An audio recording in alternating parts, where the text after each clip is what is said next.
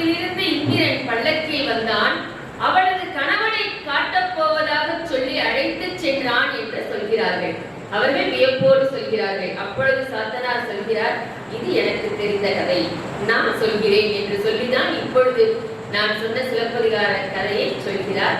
உடனே இளங்கோவடிகள் தாமே முன்வந்து நான் இயற்றுகிறேன், இந்த கதையை காப்பியமாக இயற்றுகிறேன் என்று சொல்லி உரையிடையிட்ட பாட்டுடை செய்யுளாக இளங்கோவடிகள் இந்த செய்யுளை காப்பியத்தை இயற்றுகிறார்.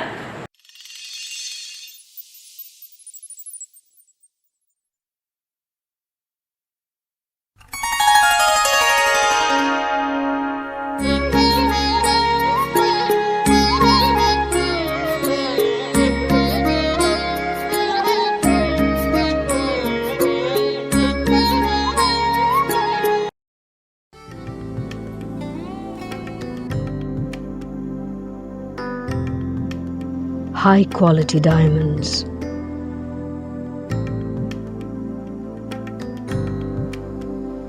Unique designer collection. Precise craftsmanship.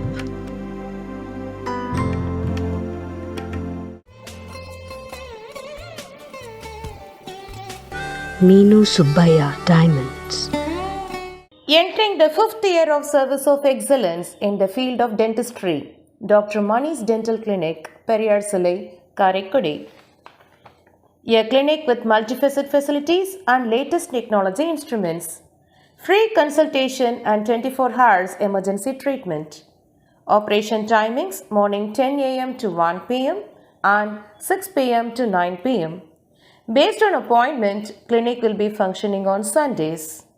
Problem in teeth? Approach Dr. S. Manikandan, BDS, Dr. Mani's Dental Clinic, Periyar Salai, MAM Building, opposite to Purani Hospital, Sekkalai Road, Karaikudi. Contact 7904079923.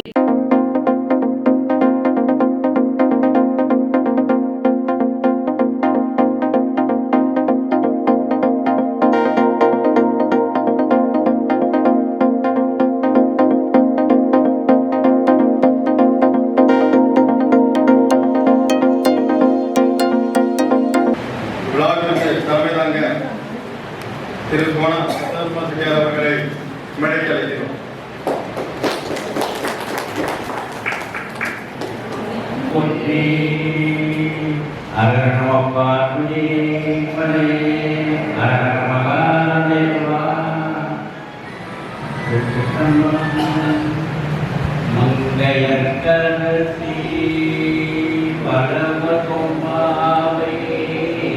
படிவரை கை மணமானே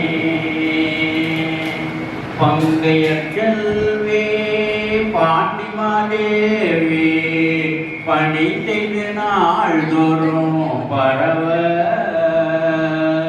பொங்கலூருவன் புதநாயகனால் வேதமும் பொருள்களும் அருளே அங்கைய கண்ணே தன்னோடும் அமர்ந்து அங்கைய கண்ணே தன்னோடும் அமர்ந்து ஆளவாயாவதும் இதுவே ஆளவாயாவதும் இதுவே. இடைநிலைப்பள்ளியில் ஆசிரியராக இருக்கிறார்கள்.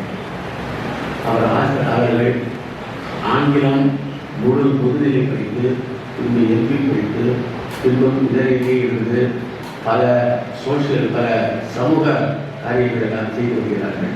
மாணவர்களை படிப்பிக்க மட்டுமல்லாது அவர்களை பல முறையில் சிறப்பிக்க வேண்டும் என்று ஊக்குவிக்கிறார்கள். அதற்காக அவர்கள் ஒரு சிறு சபை கூட்டி மாதந்தோறும் பிள்ளைகளை எல்லாம் கூட்டி அவர்கள் வேண்டிய அறிவுரைகளை வழங்கி அதை புரிவிக்கிறார்கள். அதுபோக நந்தவனம் என்ற இன்டர்நேஷனல் மேகசின் இதற்கு இணையாசிரியராக உழைக்கிறார்கள். மிகச் சிறந்த பேச்சாளி குடத்திலிட்ட விளக்கு போல இருப்பவர்கள் இப்பொழுதுதான் மேலே வந்து கொண்டிருக்கிறார்கள். இவர்களை ஒரு 5-6 வருடங்களுக்கு முன்பு இவர்கள் பள்ளியில் இங்கே சேர்ந்து அழைத்தார்கள். அப்பொழுது இவர்களை அறிமுகமானார்கள். ஒரு ஒரு ப்ராமிசிங் கேண்டிடேட்டாக இருக்கிறார்கள். அது நம்ம ஊருக்கு பயன்பட வேண்டும் என்று கேட்டேன். அது உடனே வருவோம் என்று நம்பினார்கள். இன்று நல்ல ஒரு உரையாற்றுவார் என்று நம்புகிறேன். நம்முடைய சிறப்பதிகாரம் நம்மளை ஒட்டி உள்ள காரியம் அதுதான் மாணவியையும் கண்ணகியும் வளர்க்கிறது, கோவலன் வளர்க்கிறது. இந்த மாணவி கண்ணகி இவர்களை பற்றி நான் ஆங்கிலத்தில் ஒரு நூல் புரிந்துள்ளேன். இதில் ஒரு 49 உலக இலக்கியங்களில் உள்ள காதல் காவியங்களை எல்லாம் எடுத்து நூலாக வைத்துள்ளேன். அந்த நூலாக வைத்ததில் மாணவியை பற்றியும் எழுதியுள்ளேன், கண்ணகியை பற்றியும் எழுதியுள்ளேன். அது இருவரை பற்றி இந்த சொற்பொழிவு தொடரில் பேச இருக்கிறோம். ஆகையால் மாணவியுடைய கேரக்டர் நம் மனதில் நினைத்திருக்க வேண்டும். அவருடைய சில நற்பண்புகள் எல்லாம் நமக்கு தெரிந்திருக்க வேண்டும் என்ற கருத்தில் தான் இந்த பேச்சு ஏற்பாடு செய்யப்பட்டுள்ளது. அனைவரும் கேட்டு மகிழ்ச்சி விரும்புகிறேன். இங்குள்ள எல்லோரையும் கலந்து கொண்டு வரவேற்கிறேன்.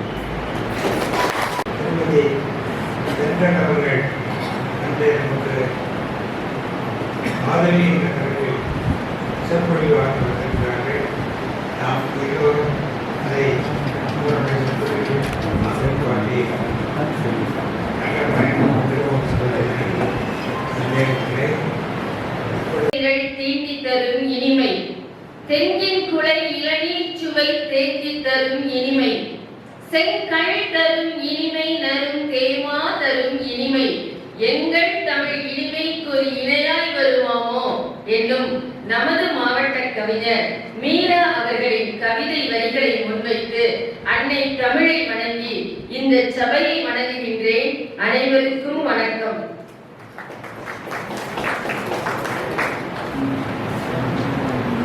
ஒரு சிற்றூரில் ஒரு மாபெரும் இலக்கிய திருவிழா. இந்த அரங்கை பார்த்ததுமே எனக்கு மகிழ்ச்சி ஏற்பட்டது. மாசி உற்சவத்தின் 3ஆம் நாளில் என்னை 3ஆம் ஆண்டு 2ஆம் நாளில் என்னை அழைத்திருக்கிறீர்கள். ஒரு மாபெரும் விழாவினை, அதுவும் ஒரு கோவில் விழாவினை இலக்கிய விழாவாக நடத்தி கொண்டிருக்கும் ஒரு மாண்பு பாராட்டத்தக்கது. இங்கு சண்முகம் செட்டியார் அவர்கள் என்னை அழைத்ததும் நான் ஒத்துக்கொண்டதற்கும் காரணம் இருக்கிறது. என்னவெனில் சிறு குழந்தையிலிருந்து எங்கள் வாழ்வு நகரத்தார்களுடன் பிணைக்கப்பட்டது. காரைக்குடியிலே சென்ற நூற்றாண்டில் ஒரு திண்ணை பள்ளிக்கூடத்தை தொடங்கி கல்வி பணியாற்றியவர் எனது தாத்தா. அண்ணஞ்சா என்று சொன்னால் காரைக்குடியில் பலருக்கும் தெரியும். பிறகு அவரது மகன் எனது தந்தை பாலுசார் அந்த திண்ணை பள்ளிக்கூடத்தை தொடக்க பள்ளியாக வளர்த்து ஸ்ரீ கார்த்திகேயன் என்னும் பெயரில் இன்று வரை கல்வி சேவை புரிந்து கொண்டிருக்கிறார். நான் வந்ததுமே முதல் வரிசையில் இருக்கும் ஆட்சி என்னிடம் வந்து என் தகப்பனாரின் மாணவி என்று தன்னை அறிமுகப்படுத்திக் கொண்டார்கள். இதுதான் நகரத்தாரின் தனிச்சிறப்பு. அவர்களை விட வயதிலும் அனுபவத்திலும் சிறியவன் நான். கல்வியில் கூட சிறியவளாக இருக்கலாம். ஆனாலும் என்னை கண்டதும் பாலுசாரின் மனைவி, பாலுசாரின் மகள் என்று கேள்விப்பட்ட அடுத்த நிமிடம் ஓடோடி வந்து தன்னை அறிமுகப்படுத்திக் கொண்டார்கள். எளிமை, சிக்கனம், விருந்தோம்பல், பாரம்பரியத்தை காப்பாற்றுதல் என்னும் பண்புகளில் எல்லாம் சிறந்து விளங்குபவர்கள் நகரத்தார் என்பதற்கு ஒரு சிறு உதாரணத்தை மட்டும் சொல்லிவிட்டு நான் என் உரைக்குள் நுழையலாம் என்று நினைக்கின்றேன். வீட்டிற்கு யார் வந்தாலும் வாங்க வாங்க என்று அகமும் முகமும் மலர்ந்து வரவேற்பது நமது இயல்பு. ஆனால் நகரத்தார் வீடுகளில் நான் சின்ன சிறுமியாக என் தந்தையின் கையை பிடித்துக் கொண்டு நுழையிலே அங்கிருக்கும் அப்பத்தா, ஆச்சி மற்றும் அங்கிருக்கும் அவர்கள் குடும்ப உறுப்பினர்களை அனைவருமே பார்த்த மாத்திரத்தில் வாங்க பாலுசாரையா என்று சொல்லிவிட்டு அடுத்த கணத்தில் வா அத்தா என்று சிறுமியான என்னையும் வரவேற்பார்கள். எனக்கு இன்னும் அது நினைவில் இருக்கிறது. அந்த அளவு ஒரு பண்பாடு பொருந்திய சமூகம் இது. ஒரு முறை புலனத்தில் வாசித்துக் கொண்டிருக்கும் போது கூட 2 சொற்றொடர்களை படித்து நான் வியந்தேன். அது உண்மைதான் என்று எனக்கு தோன்றுகிறது. என்ன என்று கேட்டால், நடைபயிலும் காலத்தே கொடை பயின்றவர் நகரத்தார் என்றிருந்தது. உண்மைதானே அது? அதற்கு அடுத்த ஒரு சொற்றொடர் என்ன என்று கேட்டால், கரு வளரும் காலத்தே செட்டி பிள்ளைகள் கை 2 திருப்பணிக்கே கடவுள் செய்தான். இதை நான் கண்கூடாக பார்த்திருக்கிறேன். நிறைய பகுதிகளில் பள்ளிக்கூடத்திற்கும் ஆலயத்திற்கும் வாரி வாரி வழங்கிக் கொண்டிருக்கின்றார்கள். எனவே ஒரு ஆன்றோர்களும் சான்றோர்களும் வல்லன்மை தன்மை உடையவர்களும் நிறைந்த அவையில் நின்று இன்று பேசுகிறேன் என்பதே எனக்கு மிகவும் மகிழ்ச்சியாக இருக்கிறது. சிலப்பதிகாரம் ஐயா தொடக்கத்தில் சொன்னது போல மக்களை பற்றிய காப்பியம், குடிமக்கள் காப்பியம் என்றே சொல்லுவார்கள். ஏனெனில் அதற்கு முன்பு மரபு எப்படி இருந்தது? மன்னனை புகழ்ந்து பாடுவது அல்லது மகேசனை புகழ்ந்து பாடுவது, இப்படித்தான் இருந்தது. முதலாக இளங்கோவடிகள் தான் குடிமக்களை, பொது மக்களை குறித்து பாடியிருக்கிறார். பாட்டுடை தலைவனும் தலைவியுமே குடிமக்கள் தான். எனவே அது நம்மளுடைய காப்பியம், பொதுமக்களின் காப்பியம் என்னும் பெருமையை உடைய ஒரு காப்பியம் குறித்து நாம் இப்பொழுது பேச போகிறோம். இது குறித்து நிறைய பேர் நிறைய சொல்லியிருக்காங்க. இருந்தாலும் நமக்கு எல்லோருக்கும் தெரிந்த ஒரு கவிஞர் மகாகவி பாரதியார் என்ன சொல்லி இருக்கிறார் என்பதை இருந்து நான் தொடங்குகிறேன். அவருக்கு 11 மொழிகள் தெரியும், எழுதவும் படிக்கவும் தெரியும், அந்த மொழியின் இலக்கியங்களை எல்லாம் கற்றிருக்கிறார். அவரே சொல்கிறார், யாமறிந்த புலவரிலே கம்பனை போல், இளங்கோவை போல், திருவள்ளுவரை போல் யாங்கருமே பிறந்ததில்லை என்று சொல்கிறார். இது காப்பியத்தை எழுதியவருக்கான வரிகள். காப்பியம் குறித்து என்ன சொல்கிறார்? சிலப்பதிகாரம் நெஞ்சை அள்ளும் சிலப்பதிகாரம் என்றோர் மணி ஆரம் படைத்த தமிழ்நாடு. தமிழெண்ணையின் கழுத்திலே மணியாரமாக திகழ்கிறதாம் சிலப்பதிகாரம் என்று பெருமையாக நமது மகாகவியே சொல்லி இருக்கிறார். அடுத்ததாக குழந்தை இலக்கியத்தின் முன்னோடி நமது பகுதியிலே குழந்தை கவிஞர் திரு அழவள்ளியப்பா அவர்கள் குழந்தைகளுக்காக நிறைய பாடல்களை இயற்றியிருக்கிறார். அவருக்காக நாம் நூற்றாண்டு கொண்டாடி கொண்டிருக்கிற காலம் அது. அவருக்கு முன்னோடியாக இருந்தவர் கவிமணி தேசிய விநாயகம் அவர்கள். அவர் சிலப்பதிகாரம் குறித்து என்ன கூறியிருக்கிறார்? தேனிலே ஊறிய தமிழ் சுவை தேரும் சிலப்பதிகாரம் அதை ஊனிலே எம்முயிர் உள்ளளவும் நிதம் ஓதி உணர்ந்து இன்புறுவோமே. நாம் ஒரு கடவுளுக்கான ஒரு பாடலை பாடுவது போய், ஒரு ஸ்லோகத்தை சொல்லுவது போய், தினமும் கூட சிலப்பதிகாரத்தின் செய்திகளை நாம் படித்து இன்புறலாம். அந்த அளவிற்கு பெருமை உடையது, பொறுமை உடையது என்று அழகாக கவிமணி சொல்லி இருக்கிறார். அடுத்ததாக நாடக காப்பியம். ஏனெனில் சிலப்பதிகாரம் என்பது முத்தமிழ் காப்பியம். செய்யுளை பற்றி சொல்லிவிட்டார்கள், நாடகத்தை பற்றியும் சொல்ல வேண்டும் அல்லவா? அதற்கு மார்கவந்த சர்மா என்பவர் சொல்கிறார், உலகில் உள்ள நாடகங்களிலேயே ஷேக்ஸ்பியரின் மேக்பெத் ஒன்றுதான் சிலப்பதிகாரத்தை போன்றது. ஆங்கில கவிஞர் நம்முடன் இருக்கிறார், அவருக்கு நிச்சயமாக மேக்பெத் முழுமையாக தெரியும். அதை போன்றது சிலப்பதிகாரம், அதை விட சற்று மேலானது கூட என்று சிலப்பதிகாரத்தின் பெருமைகளை ஒவ்வொருவரும் மிகவும் அழகாக சொல்லி இருக்கிறார்கள். எனவே தேப்போர் மீனாட்சி சுந்தரம் அவர்களால் குடிமக்கள் காப்பியம் என்று புகழப்பட்ட சிலப்பதிகாரத்தை பற்றி இப்பொழுது பார்க்க போகிறோம். இவை மட்டும்தான் சிலப்பதிகாரத்திற்கு உள்ள பெருமையா என்றால் நிச்சயமாக இல்லை. சிலப்பதிகாரத்தின் பெருமைகளை நாம் பட்டியலிட்டுக் கொண்டே போகலாம். எவ்வாறு எனில், ஒவ்வொரு காதையை படிக்கும் பொழுதும் புதிய தகவல்கள் நமக்கு கிடைக்கின்றன. அதுவும் தவிர வாழ்க்கைக்கு உதவக்கூடியவையும் இருக்கின்றன. ஏனெனில் மக்களின் பண்பாட்டையும் வாழ்க்கை முறையையும் தொகுத்துதான் நமக்கு அளித்திருக்கிறார். அப்படிப்பட்ட ஒரு காப்பியத்தை நாம் இப்பொழுது பேச போகிறோம். அவர் காலம் வரை, இளங்கோவடிகள் காலம் வரை செய்யுள் இயற்றியவர்கள் எல்லாம் ஆசிரியப்பா அல்லது வெண்பாவில் தான் இயற்றினார்கள். ஆனால் இளங்கோவடிகள் அந்த மரபினையும் மாற்றுகிறார். இவர் பாடியது பெரும்பாலும் இசை பாடல்கள். அதுவும் அரங்கேற்ற காதையை நாம் படித்தோமானால் மிகுந்த வியப்புக்குரியதாக இருக்கும். எப்படி இவ்வளவு முறைப்படி நுணுக்கங்களோடு இசை, நடனம், அரங்க அமைப்பு எல்லாவற்றையும் குறித்து நிறைய எழுதியிருக்கிறார். அதற்கடுத்து தனது காப்பியத்தில் எதிர்மறை கதாபாத்திரம் கிடையாது. வில்லன் என்று சொல்லுவோம் அல்லவா, கூனி என்ற ஒரு கதாபாத்திரம் வருகிறது.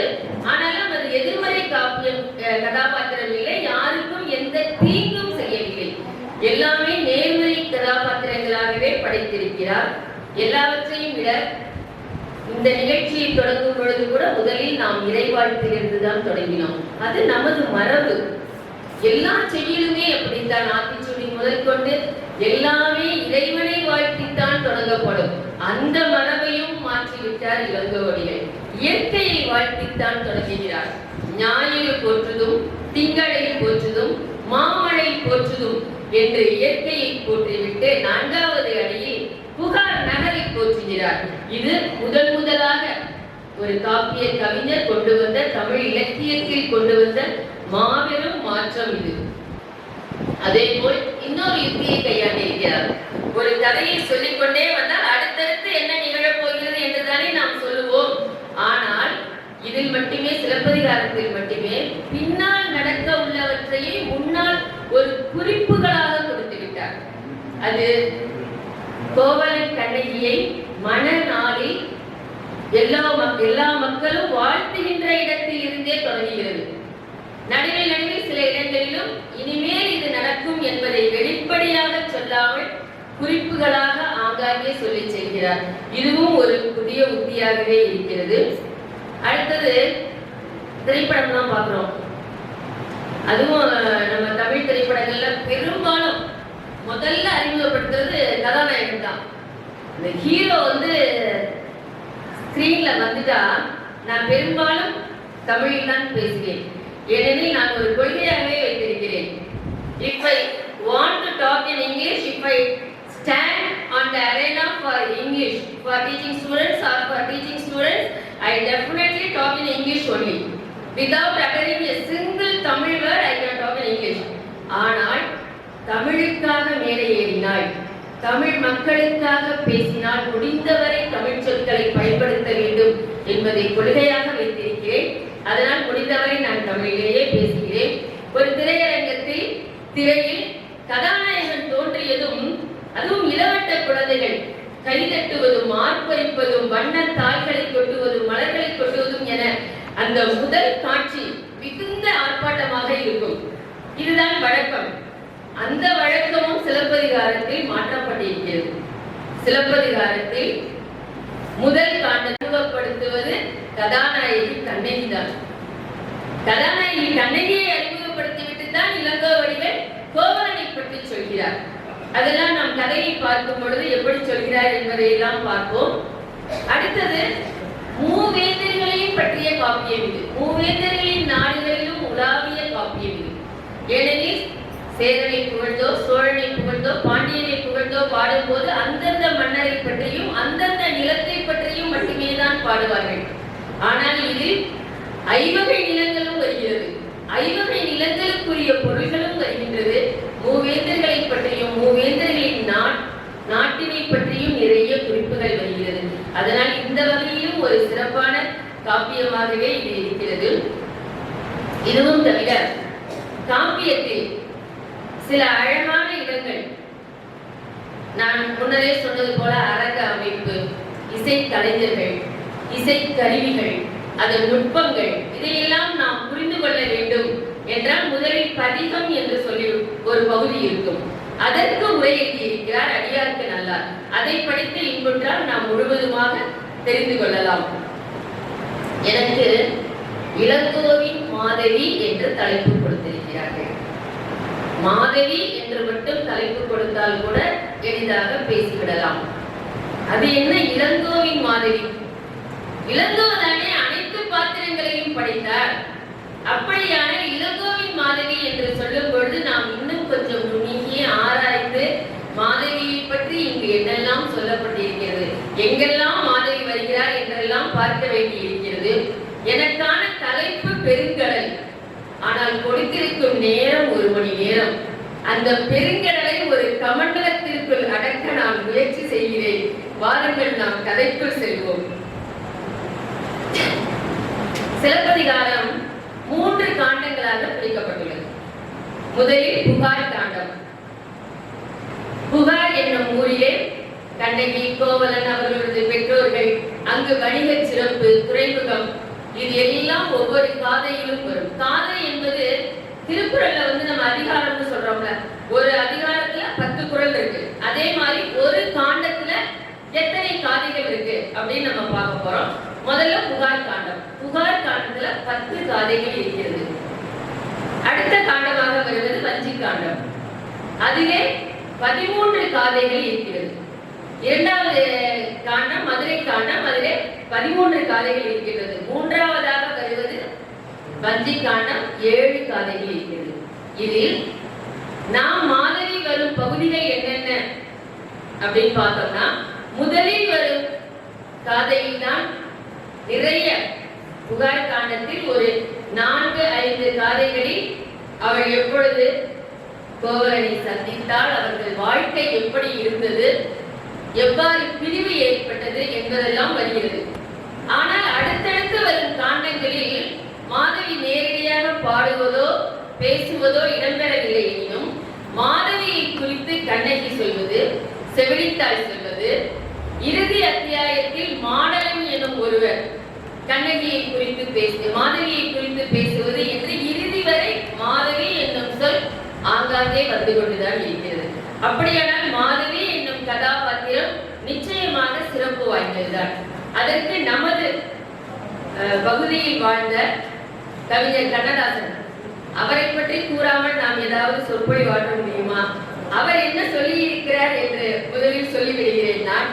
ஏனெனில் மாதவிக்காக கிட்டத்தட்ட 100 வரிகளுக்கு மேல் ஒரு நெடுங் கவிதையை இயற்றி இருக்கிறார் கவிஞர் கண்ணதாசன். அதில் அவர் கூறுகிறார்,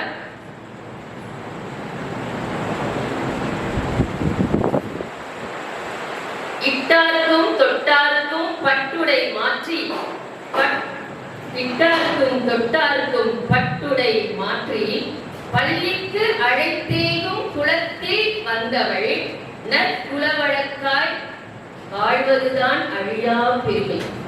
ஏன்னா இவள் பிறந்த குலமே கணிதிய குலம்.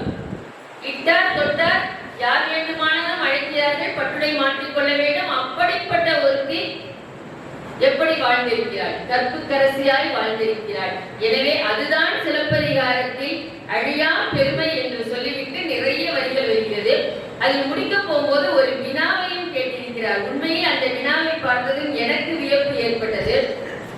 ஆடல் கனிகை அன்பின் கருப்பொருளை பாடும் கனியமுதம் பட்ட துயர் கூறாமல் கண்ணகியை பாடும் கவியும் கவியாமோ, என்ன கவி இந்த இளங்கோ உரைத்த கவி? யாரால் இவருக்கு துணிவாறு கேட்க முடியும்? ஏனெனில் 50 காப்பியங்களிலேயே முதலாவதாக வைத்து போற்றப்படுவது நம் சிலப்பதிகாரம். அத்தகைய காப்பியத்தை எழுதியவரை குறித்து எவ்வளவு துணிச்சலாக ஒரு வினா எழுப்பி இருக்கிறார் என்றால், அந்த வினாவின் பின்னே மாதவியின் நற்பண்புகள், மாதவியின் கற்புத்திறம், அவர் வாழ்ந்த வாழ்க்கை முறை, இவை அனைத்தும் அடங்கி இருக்கிறது.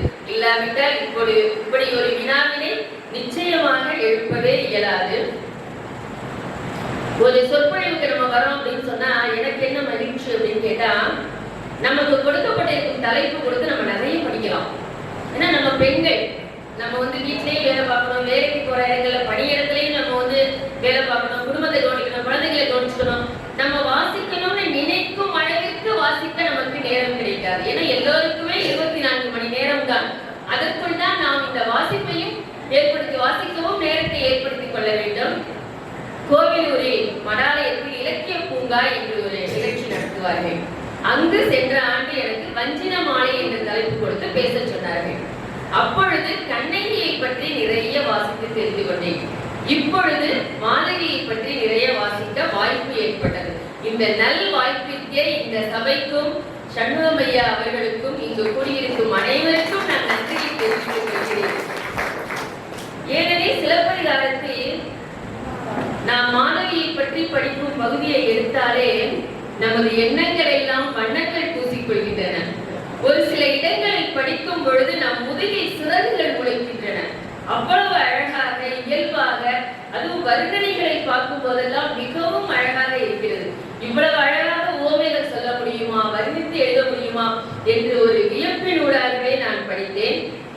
சிலப்பதிகாரத்தில் முதல் பகுதியான புகார் காண்டத்தில் முதலில் மாதவி அறிமுகமாகிறார். அதற்கு முன்பு நாம் ஒரு அவுட்லைன் சொல்லுவாங்கல்ல, அந்த கதையை ஒரு கோடிட்டு மட்டும் காட்ட வேண்டும் எனில், புகார் நகரிலே மாசாத்துவான் மாநாயக்கம் என்று பெருவணிகர்கள் இருநிதி கிழவன் என்றே சொல்கிறார்கள். பதுமநிதி சங்கநிதி என்று சொல்வார்கள். ஒன்றுக்கு பக்கத்தில் பூஜ்ஜியங்களை போட்டுக்கொண்டே செல்ல வேண்டும். அந்த அளவு நிதியெல்லாம் இன்று யாரிடமும் இருக்கிறதா என்று தெரியாது, அரசியல்வாதிகளை தவிர. அவ்வளவு பெரிய இருநிதி கிழவர்கள் இவர்கள். அவர்கள் இருவரும் தங்கள் குழந்தைகளுக்கு மனம் முடிக்க ஏற்பாடு செய்கிறார்கள். கண்ணகிக்கு 12 வயது, கோவலனுக்கு 16 வயது. இன்று நாம் சொன்னால் அது பாலிய விவாகம் என்றாகும். அவர்கள் திருமணம் முடிக்க உறுதி செய்தவுடன் பந்தலே முத்து பந்தல் அமைக்கிறார்கள். முத்து பந்தல் அமைத்து விதானங்கள் அருமையாக அமைத்து அந்த தொங்கக்கூடிய தூண்களை போல் தொங்கக்கூடியவற்றையெல்லாம் மாணிக்கங்கள் பொருத்தப்பட்டிருக்கிறதாம் அந்த மேடையின் கால்களில். அப்படியெல்லாம் மிகவும் பார்த்தாலே செல்வ செழிப்பு தெரியும் அந்த திருமண காட்சியில். அந்த அளவுக்கு திருமண மேடை அமைத்துதான் திருமணம் செய்து கொடுக்கிறார்கள். திருமணம் செய்து கொடுத்ததும் உங்களை போன்ற சான்றோர்கள் எல்லாம் வாழ்த்துவார்கள் அல்லவா? அங்கேயே நமக்கு ஒரு குறிப்பு கிடைக்கிறது. என்ன குறிப்பு என்றால், நாம் எல்லாம் எப்படி வாழ்த்துவோம்? வாழையடிய வாழையாக வாழ்க, 16 பெற்று பெருவாழ்வு வாழ்க, இப்படித்தானே நாம் சொல்வோம். ஆனால் சிலப்பதிகாரத்தை என்ன சொல்லி இருக்கிறார்கள் என்றால், தவவுக்கை நெகிழாமை தீது அருக என்று சொல்கிறார்கள். அதாவது இணைந்த கைகள் நெகிழ வேண்டாம், நாம் இணைந்தே இருக்கட்டும் கை என்றுதானே சொல்வோம். ஆனால் எப்படி அவர்கள் இப்படி ஒரு எதிர்மறையாக சொல்கிறார்கள் என்று நமக்கு ஆச்சரியமாக இருக்கும். அதுதான் பின்னால் வருவதை முன்னாலேயே சொல்லி இருக்கிறார்கள். அதில் முதலில் அவர்கள் சொல்வது என்னவென்றால், இருவரும் இணைந்து வாழுங்கள் என்றுதானே சொல்வோம். காதலர் பிரியாமல் என்று சொல்கிறார்கள். கணவனும் மனைவியும் இணைந்து வாழுங்கள் என்று சொன்னால் அது இயல்பு. ஏன் பிரியாமல் வாழ்க என்று சொல்ல வேண்டும்? ஏனெனில் பின்னால் பிரிவு வருகிறது. கைகளை இணைத்து ஒன்றாக வாழுங்கள் என்று சொன்னால் அது இயல்பு. கைகள் நெகிழாமல் வாழ்க என்று சொல்கிறார்கள். நன்மையை செய்து அறத்தோடு வாழ்க என்று சொன்னால் இயல்பு. தீது அருக என்று சொல்கிறார்கள். அப்படியாய் தீமை அவர்கள் வாழ்வில் வரப்போகிறது என்று அர்த்தம். இப்படித்தான் அந்த மனவிழா காட்சி நிறைவேறுகிறது. அந்த மனவிழா காட்சி முடிந்ததுமே நாம சொல்வது நம்ம வழக்குல தனி குடித்தனம் வைக்கிறது. அதற்கும் ஏற்பாடு செய்கிறார்கள். 7 நிலை மாடம். அப்பயே அடுக்கலங்கள்லாம் இருந்தது பார்த்தீங்களா? 7 நிலை மாடத்துல இடையில உள்ள ஒரு மாடத்துல கணவனும் மனைவியுமாக இருவரும் இருந்து குடும்பம் நடத்துகிறார்கள்.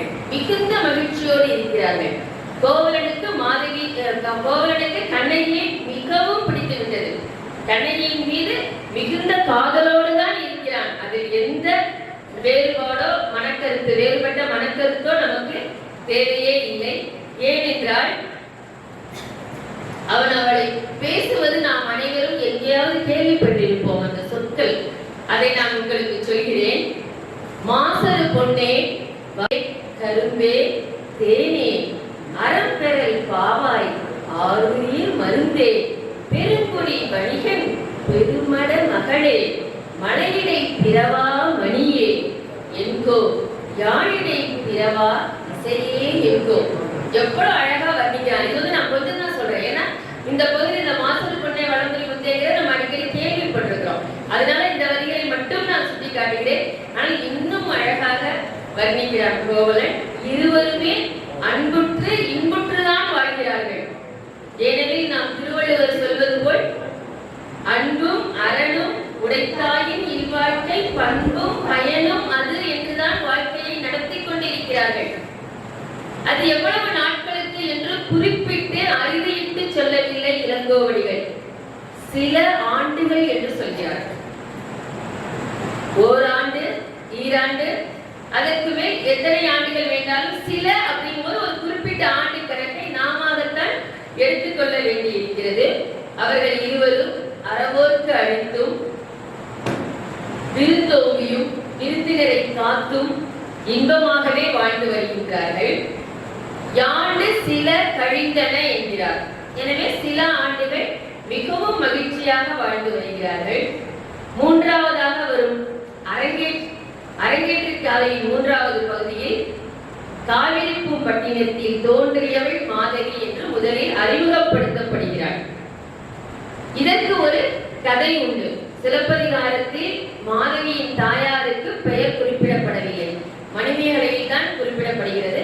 ஆனால் இங்கு கதையை சொல்கிறார்கள். என்ன கதை என்று கேட்டால், மாதவியின் தாய் முற்பிறத்திலே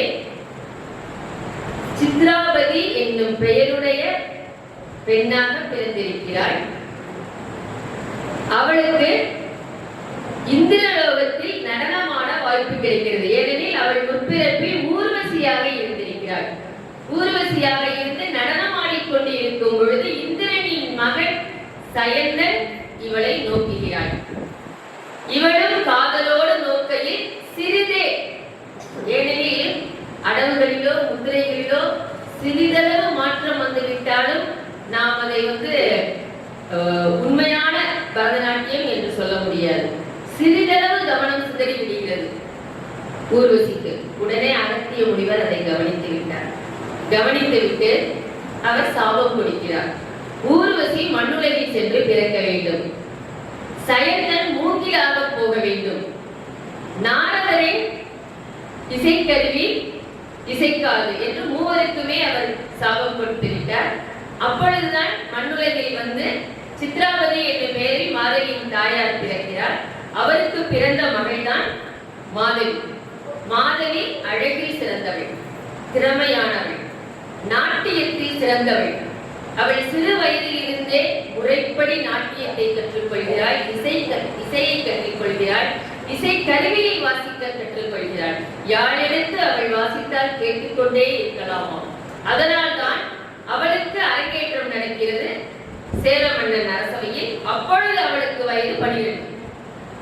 அரங்கேற்றம் நடக்கும் போது வயது 12.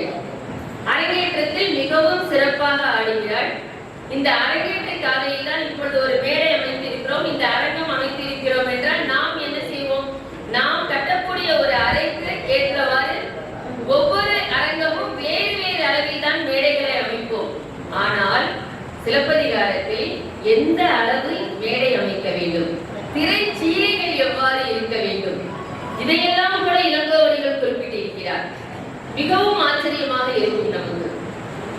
அதே போல் காரைக்குடியிலே முனைவர் மா சூப்பர் சரளா அம்மையார் இருக்கிறார்கள். அவர்கள் தான் என்னுடைய நடன குரு.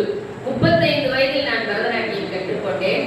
அவங்க என்ன சொல்லுவாங்கன்னு கேட்டா, 2 கையும் இடுப்புல வச்சுட்டு நம்ம நடந்து வரும் பொழுது ஏதோ ஒரு அடவுடன் தான் உள்ளே நுழைய வேண்டும். சாதாரணமா நடனத்துக்கு குழந்தைங்க எல்லாம் முதலே நின்றுவாங்கல்ல மேடையில, அது மாதிரி நிற்பதற்கு எங்களை அனுமதிக்கவே மாட்டார்கள். ஒவ்வொன்றும் பார்த்து பார்த்து செய்வார்கள். ஒரு அரை வண்டியில உட்காரணும்னா கூட ரொம்பவும் எந்திரிச்சிடக்கூடாது, ரொம்பவும் முழங்கால் மடிக்கிடக்கூடாது. 2 குதிகால்களும் இடையில் ஒரு 4 திரைக்கடை இடைவெளி விட்டு இருக்க வேண்டும் என்று ஒவ்வொன்றையும் கவனித்து நுட்பமாக சொல்லி தருவார்கள். ஏனெனில் அவரும் தலைக்கோள் அறிவை பட்டம் பெற்றவர்.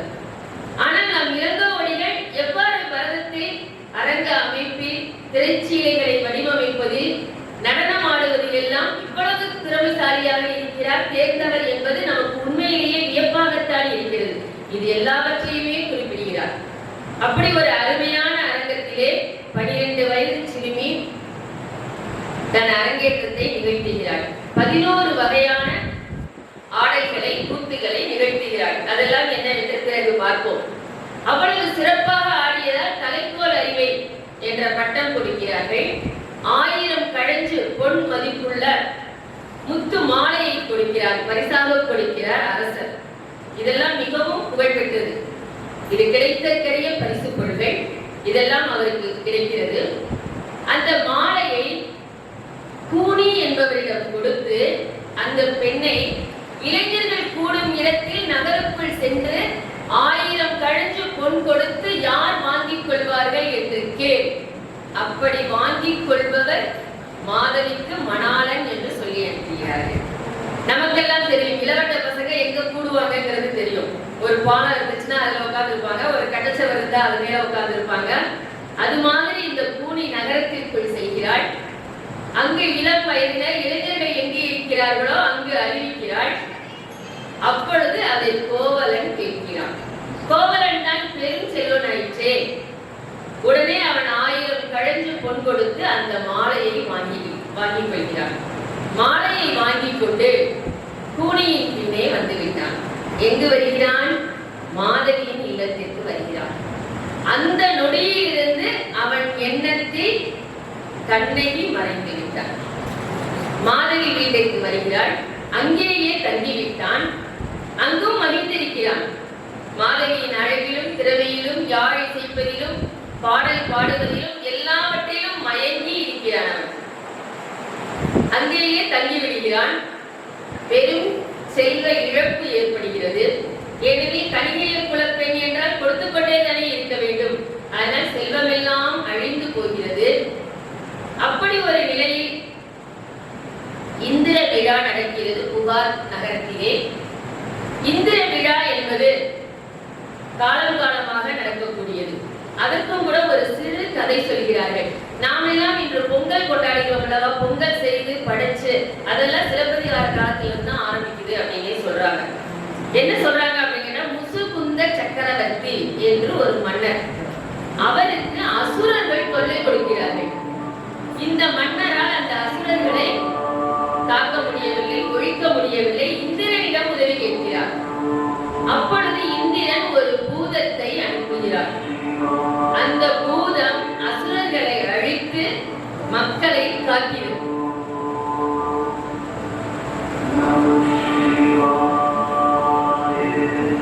அந்த பூதத்தை தான் புகார் நகரிலே நாளங்காடியில் வைத்து பொங்கல் செய்து படைக்கிறார்கள். இந்திர விழாவின் ஒரு பகுதியாக அதுவும் நடக்கிறது.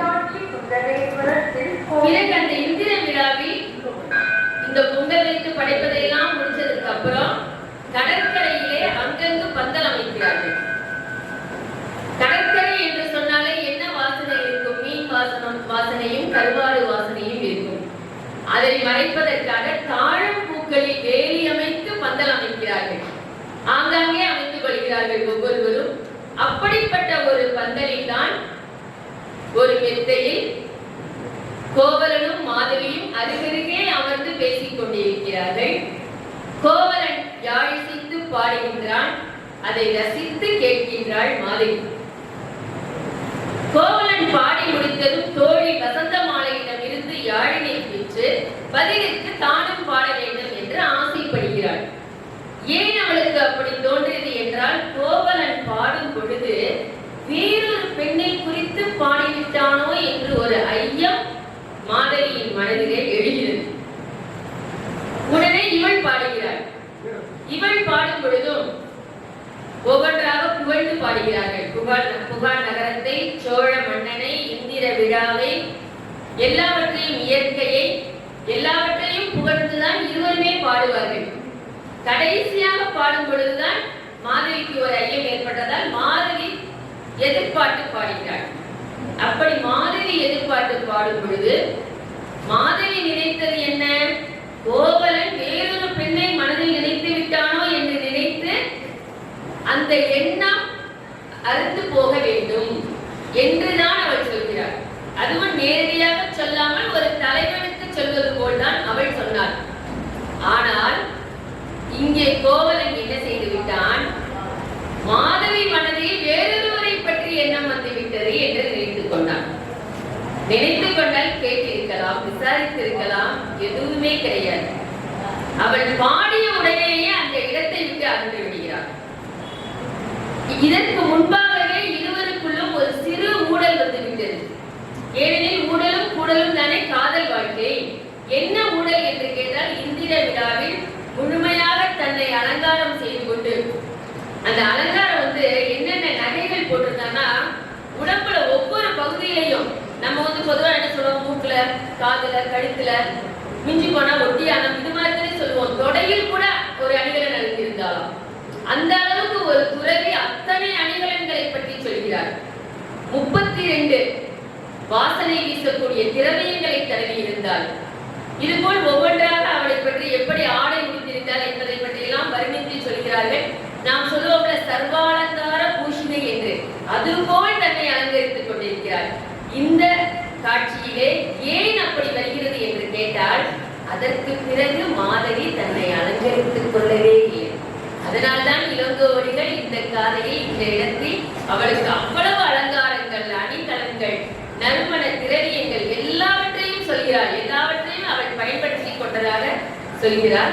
இவ்வளவு அழகாக அலங்கரித்து கொண்டு வந்து ஆடுகிறார். கடற்கரையிலே மேடையிலே நடனம் ஆடுகிறாள்.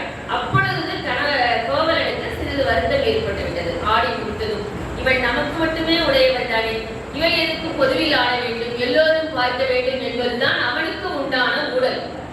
அந்த ஊடல் வந்ததால் தான் வீட்டிலிருந்து புறப்பட்டு வரும் பொழுதே மாதவி முழு அலங்காரத்தில் இருந்ததால் கூட்டு வண்டியில், மூடிய வண்டியில் புறப்பட்டு வருகிறாள். கோவலன் கோவேறு கழுதையில் ஏறி வருகிறான். இருவருமே தனித்தனியாகத்தான் வந்தார்கள். ஆனால் நடனம் முடிந்தது பிறகு கடற்கரையில் அவர்களுடைய ஒரு கூடாரத்திற்குள் அமர்ந்துதான் இனிமையாகவும் மகிழ்ச்சியாகவும் தான் பாடினார்கள். இந்த பாடலில் சிறு வேறுபாடு வந்தவுடன் உடனே நீங்குகிறான் கோவலன். கேட்கவே இல்லை மாதவி. எது குறித்து பேசினாய், யாரை குறித்து பாடினாய் என்று எதையுமே கேட்கவில்லை. உடனடியாக நீங்கி விடுகிறான். ஆனால் மாதவிக்கு இவன் போய்விட்டான் என்பது தெரியவே இல்லை. ஏதோ வருத்தம், போயிட்டாரு, கொஞ்ச நேரத்துல வீட்டுக்கு வந்துருவாரு. பொதுவா அப்படித்தானே நினைப்போம். இப்ப கணவன் மனைவிக்குள்ள கோபம்னாலாம் நான் நிறைய பேர் பார்த்திருக்கேன். வீட்டுல சண்டை போட்டுட்டு கணவன் என்ன பண்ணுவாங்க, வெளியில போய் திரையரங்கத்துல போய் ஏதாவது ஒரு படத்தை பாக்குறது, அல்லது உணவு பிடிக்கிற போய் சாப்பிடுறது, நண்பர்களை போய் சந்திச்சு எங்கேயாவது நின்று பேசிட்டு இருக்கிறது, அந்த மாதிரி இருந்துட்டு அவங்க என்ன செய்வாங்க, வீட்டுக்கு வந்துருவாங்க. ஆனா மனைவி எங்கேயுமே போக மாட்டாங்க. மனைவி வீட்டுக்குள்ளே இருந்து பிள்ளைங்களை கவனிக்கிறது, வீடு கொடுக்கிறது, சமைக்கிறது, இது மாதிரி ஏதாவது செய்து கொண்டுதான் இருக்கும். ஆனா மனைவிக்கு என்ன நம்பிக்கை இருக்கும், வெளியே சென்ற கணவர் தாமதமாகவே ஆனாலும் வந்துருவாரு வீட்டுக்கு. சண்டை போடும்போது அப்படித்தானே நமக்கு தோணும். அதுபோல்தான் இவளும் நினைச்சா. யார் நினைச்சா? மாதவி. வந்து விடுவான் கோவலன் என்றுதான் நினைக்கிறாள். அவள் என்ன செய்கிறாள் என்று கேட்டால் ஒரு கடிதம் எழுதுகிறாள். வீட்டுக்கு வந்துவிட்டால் கோவலன் வரவில்லை, உடனே கடிதம் எழுதுகிறாள். அவள் கடிதம் எழுதுவதும் ரொம்ப நாம வியந்து பார்க்கக்கூடியதா இருக்கும். நம்ம காகிதம் எடுத்து மை தொட்டு எழுதுவோம்ல, அது மாதிரி இல்ல. தாழம்பூவின் சிறிய மடலில் எழுதுகிறாள். செம்பஞ்சு குழம்பில் தோய்த்து எழுதுகிறாள். மலரின் காம்பில் தான் எழுதுகிறாள். அப்படி எழுதி அந்த கடிதத்தை தோழி வசந்தமாலையிடம் கொடுத்து அனுப்புகிறாள். தோழி வசந்தமாலை கடைவீதியில் சென்று கோவலனை சந்திக்கிறாள். இவ்வாறு மாதவி ஒரு கடிதத்தை கொடுத்திருக்கிறாள் என்று சொல்கிறாள். கோவலன் தான் வருத்தத்தில் இருக்கிறானே, உடனே அவன் என்ன சொல்லியிருக்கிறான், அந்த கடிதத்தை படிக்க மாட்டேன் என்று சொல்லி கையிலே வாங்கிக்கலாம். ஒரு கடிதம் ஒருத்தங்க தர்றாங்கன்னா நம்ம வாங்கியாவது பார்க்கலாம்ல. அந்த கடிதத்தை வாங்கி கொள்ளவே இல்லை. தோழி வசந்தமாலை மறுபடியும் மாதவியின் வீட்டுக்கு செல்கிறாள். அங்கு போய் சொல்றார், இந்த மாதிரி நீங்க கொடுத்த ஒரு கடிதத்தை வாங்கி கொள்ள கூட இல்லை அப்படின்னு சொல்றாரு. அப்படி சொல்லும் போது மாதவிக்கு சந்தேகமே வரல. ஏன்னு கேட்டா, அவன் எப்படி வாழ்ந்தான் மாதவியோடு அப்படின்னு கேட்டா, மாமலர் நெடுங்கன் மாதவி மாலை கோவலன் வாங்கி பூணி தன்னோடு மனைப்புக்கு மாதவி தன்னோடு அனைவரு வைகளின் அயர்ந்தனன் மயங்கி. உண்மையிலே அந்த மாலையை கொண்டு பூணி கொடுத்தது காசு கொடுத்து வாங்கிட்டு மயங்கி அயர்ந்து காதலில் திளைத்துதான் வாழ்ந்து கொண்டிருக்கிறார். அப்ப மாதவிக்கு ஒரு சந்தேகம் வரவே வரல, வந்துருவாரு கணவர் வந்துருவாரு அப்படின்னு தான் நினைச்சிட்டு இருக்கா. ஏன்னு கேட்டா, அந்த கண்ணகியோட வாழ்ந்த வீட்டுல இருந்து பிரிஞ்சு வந்தால கோவலன், அப்ப கண்ணகியின் மீது எந்த தவறும் கிடையாது, எந்த குற்றமும் கண்ணகி செய்யவில்லை. மிகவும் மகிழ்ச்சியாக மிகுந்த காதலோடுதான் வாழ்ந்து கொண்டிருந்தார். அப்படி இருந்தவன் பிரிந்து வந்திருக்கிறான். இங்கு வந்ததும் கண்ணகியை முழுவதுமாக மறந்துவிட்டு இவளோடு எப்படி குடும்பம் நடத்துகிறான் என்றால், விடுதல் அறியா விரும்பினன் ஆயினன், விட்டுட்டு போகணுங்கிற எண்ணமே இல்லாத அளவுக்கு தான் வாழ்ந்து கொண்டிருக்கிறான். அதனால்தான் மாதவி நம்பிக்கையோடு இருக்கிறார், எப்படியும் வந்து விடுவாள் என்று இருக்கிறார். ஆனால் அந்தி மாலை நேரம் வந்துவிட்டது, வரவில்லை.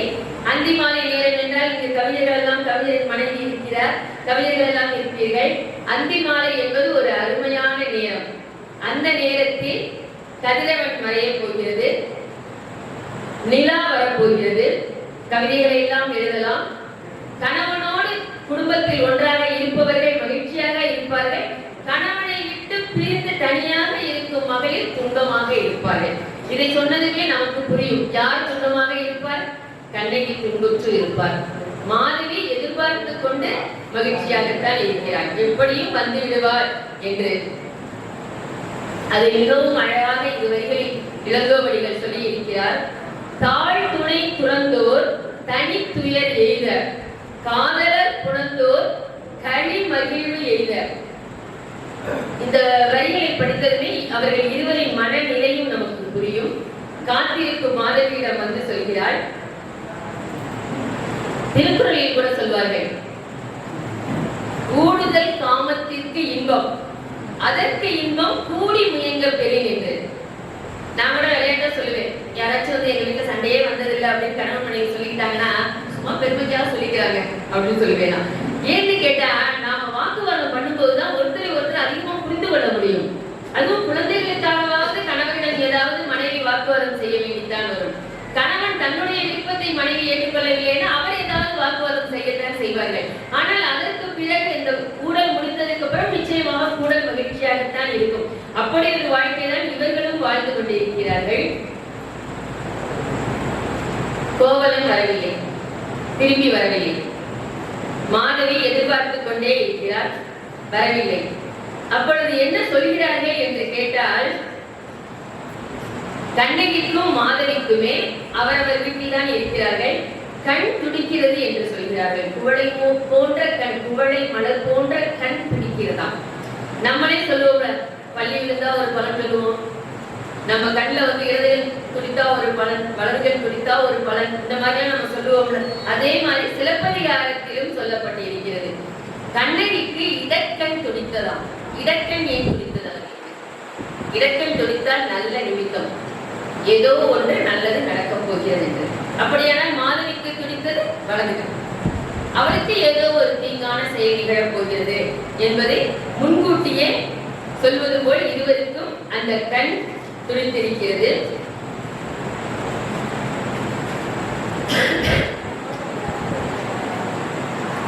மாதவி அப்பொழுதும் மாலை நேரத்தில் யாழை இசைத்துக் கொண்டிருக்கிறார். எனவே முழுவதுமாக முற்றுமாக கோவலன் வரமாட்டான் என்று அவள் நினைக்கவில்லை அல்லவா? அதனால் அவள் யாழை இசைத்துக் கொண்டு பாடிக்கொண்டிருக்கிறாள். இரவு வந்துவிட்டது. அப்பொழுதுதான் அவளுக்கு தெரிகிறது. ஏனெனில் அதற்கு முன் அவள் கொஞ்சம் கூட நினைத்து பார்க்கவே இல்லை. என்ன சொல்கிறாள் என்றால், மாலை வராவிட்டாலும் காலையில் வந்து விடுவார் என்றுதான் முழுவதுமாக அவள் நம்பிக்கொண்டிருக்கிறாள். ஆனால் வரவே இல்லை கோவலன். இத்தோடு மாதவிக்கும் கோவலனுக்குமான அன்பு வாழ்க்கை முடிவு பெறுகிறது. அதைத் தொடர்ந்துதான் வீட்டிற்குள் நுழைத்ததுமே கோவலன் சொல்கிறான், ஆடை மகளின் பின்னால் சென்றேன். அவளை வந்து என்ன நினைச்சிட்டான்னு கேட்டா, நடிச்சுட்டானே நினைச்சிட்டான் கோவலன். கபட நாடகம், வஞ்சனை செய்தால். உண்மையில அந்த வரிகளை படிக்கும் பொழுது எனக்கு கொஞ்சம் வருத்தமாக தான் இருந்துச்சு. ஏன்னு கேட்டா, தவறு செய்தவன் கோவலன் தானே. மனைவியை விட்டு பிரிவது என்பது எவ்வளவு பெரிய தவறு. இவன் தான் தவறு செய்திருக்கிறான், தீங்கிழைத்திருக்கிறான். அவள் கணினியர் குலத்தில் உள்ள பெண் தான். ஆனால் அவள் எந்த தவறும் செய்யவில்லை, தீங்கிழைக்கவில்லை. தனக்கு உண்டான மாலையை பொன் கொடுத்து, 1000 கடஞ்சு பொன் கொடுத்து வாங்கியவர் தான் மணாளன் என்று அறிவித்த பிறகு அதை வாங்கி வந்தவன். அதனால் அவனை ஏற்றுக்கொள்கிறார். அப்படியானால் மாதவி பக்கத்தில் பிழை இருப்பதாக நமக்கு படவே இல்லை. ஆனால் இங்கே திரும்பி வந்ததும் தன் வீட்டிற்கு நுழைந்ததுமே கண்ணகியிடம் என்ன சொல்கிறான் என்று கேட்டால், மாதவி தவறிழைத்து விட்டாள், அவளை நான் நம்பிவிட்டேன், அவள் வஞ்சனை செய்து விட்டாள், கபட நாடகம் போட்டு விட்டாள், இப்படியெல்லாம் சொல்லிவிட்டு எனது பெருஞ்செல்வம் அழிந்து விட்டது, என் குலத்தவர்கள் தேடி சேகரித்து வைத்திருந்த செல்வத்தை எல்லாம் நான் அழித்து விட்டேன், நான் அதற்கு நாணுகிறேன், வெட்கப்படுகிறேன் என்று சொல்கிறான். நமக்குதான் அந்த காலத்துல சொல்லி வச்சிருக்காங்களே, புல்லானாலும் புருஷன், கல்லானாலும் கணவன். இப்போ வந்து நிறைய டாஸ்மாக் கடை ஆரம்பிச்சு கண் குடித்தாலும் கணவன், இப்படித்தானே வாழ்ந்துட்டு இருக்க வேண்டியிருக்கு. அப்ப அவ என்ன செய்வா? நாராயணி வந்து தலையில கூடையில வச்சு கணவனை விலைமாத வீட்டுக்கு தூக்கிட்டு போனதுனாலதான் பத்தினி பெண் அப்படின்லாம் சொல்றோம் நம்ம. இதையெல்லாம் சொல்லிட்டு இருக்கும்போது கண்ணகி 12 வயதில் கல்யாணமான சின்ன பொண்ணு, சில ஆண்டுகள் தான் வாழ்ந்திருக்காங்க. கணவன் பிரிந்து போனப்ப கூட அவ எப்படி வருத்தப்படுவான்னு கேட்டா, அந்தனுக்கு அடித்தலும் விருந்தனின் கோடலும் இழந்த எண்ணெய் தான் வருத்தப்படுவா. வீட்டுக்கு வர்ற யாருக்குமே நான் வந்து வாங்கன்னு உள்ள கூப்பிட முடியாது, விருந்தளிக்க முடியாது, உபசரிக்க முடியாதுன்னு வருத்தப்படுவோம். அப்படிப்பட்ட ஒரு மாண்புடைய பெண். ஆனால் கணவன் திரும்பி வந்ததும் அவரை எதுவும் கேள்வி கேட்காது ஏற்றுக்கொள்கிறார். எனக்கு இந்த இடத்துல உடன்பாடு இல்லை. ஆனா அது வந்து காப்பியம் அப்படிங்கிறதுனால நம்ம அதை சொல்லதான் வேண்டியிருக்கு. அவள் ஏற்றுக்கொண்டவுடனே அவன் இந்த மாதிரி சொல்லிடலாம், எனக்கு ரொம்ப வெக்கமா இருக்கு, செல்லத்தெல்லாம் இழந்துட்டேன்னு சொன்னதுன்னா அவன் என்ன சொல்லுவா, என்னிடம் கார் சிலம்புகள் இருக்கின்றன என்று சொல்லித்தான் மதுரைக்கு புறப்பட்டு செல்கிறார்கள். கவுந்தியடிகள் துணை வருகிறார். அங்கு மாதவி என்னும் பெண் வீட்டில் அடைக்கலமாக இவளை அழித்து விட்டுத்தான் கோவலன் மதுரைக்குள் செல்கிறான். நடுவில் இன்னொரு இடத்திலும் மாதவியை பற்றி பேச்சு வரும். இவர்கள் இரு கணவனும் மனைவியும் கவுந்தியடிகளோடு அப்பொழுது ஒரு இடத்தில் கண்ணகியை ஓய்வெடுக்க சொல்லிவிட்டு நீர் அருந்துவதற்காக ஒரு நீர்நிலைக்கு வருகிறான் கோவலன். அப்பொழுது கௌசிகன் என்பவன் ஒரு கடிதம் கொண்டு வருகிறான். இந்த சிலப்பதிகாரத்தில் வரும் இரண்டாவது கடிதம். முதல் கடிதத்தை கோவலன் பிரித்தே படிக்கவில்லை, வசந்தமாலையிடமே திருப்பி கொடுத்து விடுகிறான். ஆனால் இந்த கடிதத்தை பிரித்து பார்க்கிறான். அவன் பிரித்து பார்ப்பதற்கு முன்னால் ஒன்று சொல்கிறார்கள், மாதவியின் குழலிலே கூந்தலிலே பூசியிருந்த நறு நெய்யின் வாசம் வந்ததாம்.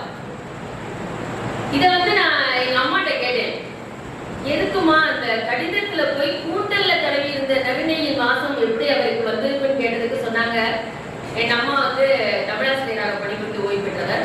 கடிதத்தை எழுதி முடிச்சுட்டு நம்ம இப்போ வந்து முத்திரை குத்துறோம்ல, சீல் வைக்கிறதுன்னு சொல்றாங்கல்ல, அது மாதிரி என்ன செய்வாங்கன்னு கேட்டா அந்த செங்குழம்பு சாந்து போல எதையாவது வைத்து முடி இருக்கிற தலையை பின்னிட்டோம்ல, அந்த பின்னலை எப்படி வளைத்து அது மேல முத்திரை வைப்பாங்க. அது மாதிரி வைத்து அவள் அனுப்பி இருக்கிறாள் மாதவி. அதனால அந்த நறு நெய் கூந்தலின் நறு நெய் வாசம் வந்ததுமே அதை பிரித்து படிக்கிறாள். அந்த கடிதத்தில் மாதவி என்ன குறிப்பிட்டிருக்கிறாள் என்று கேட்டால், இரவோடு இரவாக நீங்கள் புகாரை விட்டு மனைவியோடு புறப்பட்டது வருத்தத்திற்குரியது. ஏனெனில் உங்கள் தாய் தந்தையருக்கு நீங்கள் பணிவிடை செய்ய வேண்டுமே, அதை விடுத்து புறப்பட்டிருக்கீர்கள். என்னை மன்னித்துக் கொள்ளுங்கள், என்னால் தானே இது நிகழ்ந்தது என்றுதான் அதில் எழுதியிருக்கிறார். இவன் படித்து முடித்தான். அந்த கடிதத்தை தான் வைத்துக் கொள்ளவில்லை. கௌசிகனிடமே திருப்பி கொடுக்கிறான். கொடுத்து என்ன சொல்கிறான் என்றால், ஒரு காதல் கடிதத்தை தன் பெற்றோரிடம் கொடுக்க சொல்கிறான். ஏன் பெற்றோரிடம் கொடுக்க சொல்கிறான்? ஒரே மகன், கல்யாணம் முடிஞ்சு கொஞ்ச நாள் தான் மனைவியோட வாழ்ந்தான். அப்புறம் கலியபுரத்துல ஒரு பெண்ணோட போய் வாழ்ந்தான். இப்ப மனைவியை கூட்டிக்கிட்டே கையில எந்த செல்வமும் இல்லாம ஊரை விட்டே போய்விட்டான். விடுவதற்கு முன்பு இரவோடு இரவாக கிளம்பிட்டான்.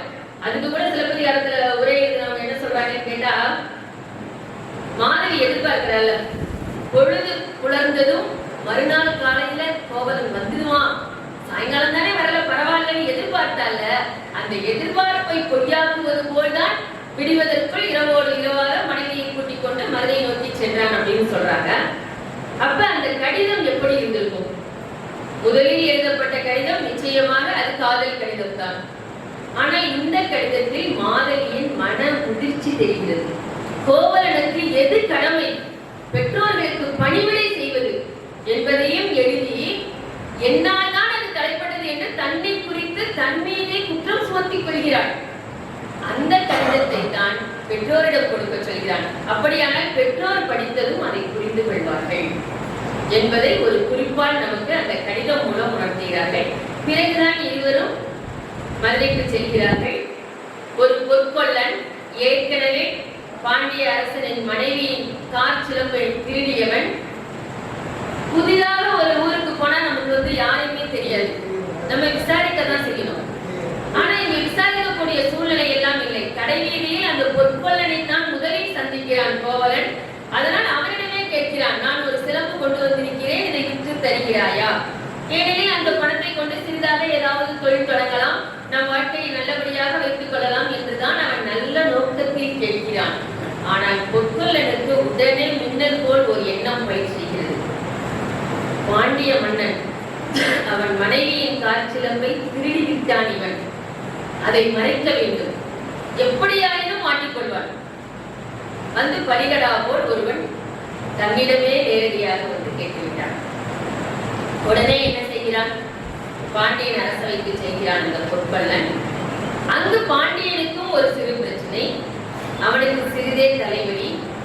பாண்டி மாதேவி அரசவை விட்டு அரண்மனைக்குள்ளே சென்று விட்டாள்.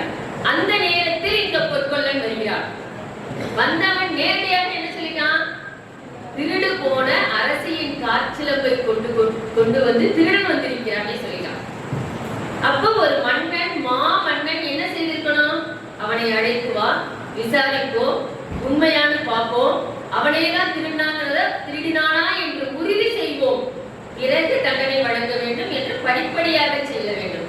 ஆனால் இவருக்கும் மனதில் ஒரு சங்கடம் இருந்ததால் இவர் என்ன சொல்லிவிட்டார்? கொண்டு வா என்று சொல்லி இருந்தால் கோவலனை அழைத்து வந்திருப்பான், கொன்று வா என்று சொல்லிவிட்டார். உடனே தண்டனை நிறைவேற்றப்பட்டு விட்டது. கோவலன் கொடைக்களத்தில் மாண்டு படுகிறான். அந்த செய்தி ஊரெல்லாம் பரவி கண்ணகியையும் வந்து சேர்க்கிறது. கண்ணகி அவிழ்ந்த கூந்தலோடு புறப்பட்டு வருகிறாள். வாயில் காப்பாளனை பார்த்ததுமே அவன் மிரண்டு விழுகிறான். கொற்றவையே எழுந்து வந்திருக்கிறாளோ, துர்க்கை அம்மனே வந்திருக்கிறாளோ என்றெல்லாம் அவன் மிரண்டு போய் உள்ளே போய் சொல்கிறான். வாயிலோயே என்று இவள் விழித்து சொன்ன வார்த்தைகளிலேயே அவளது துன்பத்தை முழுவதுமாக உணர்ந்த வாயில் காப்பாளன் போய் மன்னனிடம் சொல்கிறான். மன்னன் கண்ணகியை வர சொல்கிறார். கண்ணகி எடுத்துரைக்கிறாள். வழக்குரை காலையது. கடைசியாக என்ன சொல்கிறாள்? எனது சிலம்பிலே முத்து பறையில் இருக்கும், அரசியின் சிலம்பிலே மாணிக்க பறையில் இருக்கும் என்றதும், சிலம்பை தரையில் போட்டு உடைக்கும் பொழுது ஒரு முத்து தெரித்து போய் பாண்டிய மன்னனின் உதவியிலே பட்டது. அந்த கணக்கிலேயே பாண்டிய மன்னன் யானோ அரசன் யானே கைவன், நான் விசாரிக்காமல் நீதி தவறிட்டேன், என்னுடைய முன்னோர்கள் எல்லோருமே சரியாக விசாரித்து தீர்ப்பு வழங்கியவர்கள், நீதியை சரியாக கவனித்தவர்கள், நான் தவறிழைத்து விட்டேனே என்று சொல்லி தரையில் விழுந்து இறந்து போகிறான். வெண்கொற்ற கொடை சாய்கிறது, செங்கோல் வீழ்கிறது. அவன் மனைவியும் பாண்டிய மாதேவியும் மேலே விழுந்து இறந்து விடுகிறாள். கண்ணகிக்கு அப்படியும் கணவனை இழந்த அந்த கோபம் தீரவில்லை. ஏனெனில் தவறு ஏதும் செய்யாதவனை தண்டித்து விட்டான் பாண்டிய மன்னன் என்று கோபமாக செல்கிறாள். இங்கும் ஏற்கனவே கதைகள் நிறைய கிளைக்கதை வரும். எதற்காக மதுரை நகரத்தை கண்ணகி எரித்தாள் என்றாலும் அதற்கும் ஒரு கதை உண்டு. நான் மாதவியை பற்றி சொல்லிக் கொண்டிருப்பதால் அதை விரிவாக சொல்லவில்லை. தனது இடது மார்பகத்தை திருகி எரிந்து மதுரையை கொளுத்துகிறாள். அப்பொழுது கூட என்ன செய்கிறார்? வயதானவர், பெண்டீர், பசுக்கள் இவர்களை எல்லாம் விட்டுவிட்டு தீர்த்திரத்தார் பக்கமே சார்க என்றுதான் சொல்கிறார். எனவே தீர்க்கடவுள் ஏற்கனவே வந்து ஒரு சாபம் இருப்பதை கண்ணகியிடம் சொல்லி இருப்பார். இது கொழுந்துவிட்டு எரிந்து விட்டது. இளங்கோவடிகளும் சாத்தனாரும் வருகிறார்கள். இளங்கோவடிகள் கதை என்ன? ஒரு நிமித்திகன் அரசவையிலே வந்து சொல்கிறார், இளங்கோவடிகள் ஆட்சி சிறப்பாக இருக்கும். மன்னனுக்கு ஐயம் ஏற்படுகிறது. அவன் அண்ணனின் முகம் மாறுபடுகிறது. ஏனெனில் வழி வழியாக மூத்த மகன் தானே அரசாள வேண்டும், இளைய மகன் எப்படி அரசு பதவிக்கு வருவது? அண்ணனின் முகம் மாறுபட்ட அந்த கணத்திலேயே இளங்கோவடிகள் தான் துறவரம் போடுவதாக அறிவிக்கிறார். அறிவித்துவிட்டு ஊருக்கு வெளியில் ஒரு ஊரில் தங்கி இருக்கிறார். அங்கே குறவர்கள் என்னும் சொல்லும் மலையில் வாழக்கூடிய மக்கள் வருகிறார்கள். அவர்கள் இந்த இளங்கோவடிகளிடமும் சாத்தனாரிடமும் சொல்கிறார்கள், ஒரு பெண் அழுத கண்களோடும் ஒரு முளை இழந்தவளாக மலை மீது ஏறி நின்றாள். வானத்திலிருந்து இந்திரன் பல்லக்கில் வந்தான், அவளது கணவனை காட்டப் போவதாக சொல்லி அழைத்து சென்றான் என்று சொல்கிறார்கள். அவர்கள் வியப்போடு சொல்கிறார்கள். அப்பொழுது சாத்தனார் சொல்கிறார், இது எனக்கு தெரிந்த கதை, நான் சொல்கிறேன் என்று சொல்லிதான் இப்பொழுது நான் சொன்ன சிலப்பதிகார கதையை சொல்கிறார். உடனே இளங்கோவடிகள் தாமே முன்வந்து நான் இயற்றுகிறேன், இந்த கதையை காப்பியமாக இயற்றுகிறேன் என்று சொல்லி உரையிடையிட்ட பாட்டுடை செய்யுளாக இளங்கோவடிகள் இந்த செய்யுளை காப்பியத்தை இயற்றுகிறார். இதில் மாதவியின் இயல்புகள், அலங்காரம் செய்து கொள்வது எல்லாமே நம்ம பார்த்தோம். மூன்று விஷயங்கள் தான் சிலப்பதிகாரத்துக்கு அடிப்படை. என்ன சொல்றாங்க அப்படின்னு கேட்டா, ஊழ்வினை உறுத்து வந்து ஊட்டும். பெரும்பாலும் இந்துக்களுக்கு முற்பிறவி அடுத்த பிறவி அப்படிலாம் ஒரு நம்பிக்கை இருக்கும். பிறந்திழைத்தேன் எம்பெருமான் என்றுதானே பாடினார்கள். புல்லாய் புழுவாய் மரமாய் பல்விருகமாய் என்றெல்லாம் பாடியிருக்கிறார்கள் அல்லவா? அதுபோல் ஊழ்வினை உறுத்து வந்து ஊட்டும் என்று சொல்கிறார்கள். இந்த கதையில் நிறைய இடங்களில் அதுதான் நடக்கிறது.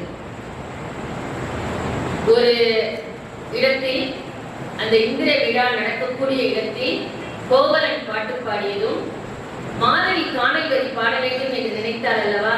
அப்பொழுது அந்த ஊழ்வினை யாழின் மீது அமர்ந்து வெறுத்தியது, பயமுறுத்தியது என்று சொல்கிறார்கள். ஏனெனில் அங்கு மாதவி பாடவில்லை எனில் இவர்களுக்குள் பிரிவு ஏற்பட்டிருக்கிறார் இருக்காது. இதுபோல் நிறைய இடங்களில் ஊழ்வினை பற்றி சொல்கிறார்கள். அறம் பிழைத்தோர், அரசியல் பிழைத்தோருக்கு அறம் கூற்றாகும். இன்றைக்கு அரசியல்ங்கிறது வேற மாதிரி இருக்கு. எவ்வளவு வேணாலும் ஊழல் பண்ணலாம், கோடிக்கணக்கில் பண்ணலாம். அந்த கோடி கணக்கில் பண்றவங்க கூட இந்தியாவிலே இல்லாம வெளிநாட்டுல கூட புறப்பட்டு போயிடுறாங்க. அவர்களுக்கு நிறைய ஆதரவு இருக்கிறது. அந்த மாதிரிலாம் போயிட்டு இருக்கு. ஆனால் அரசியலில் ஒருவர் தவறிழைத்தால் அறமே எவனாக தண்டிக்கும் என்று சொல்லப்பட்டிருக்கிறது. இந்த அடிப்படையில் தான் அவர் எழுதியிருக்கிறார். சிலப்பதிகாரத்தையே எழுதியிருக்கிறார்.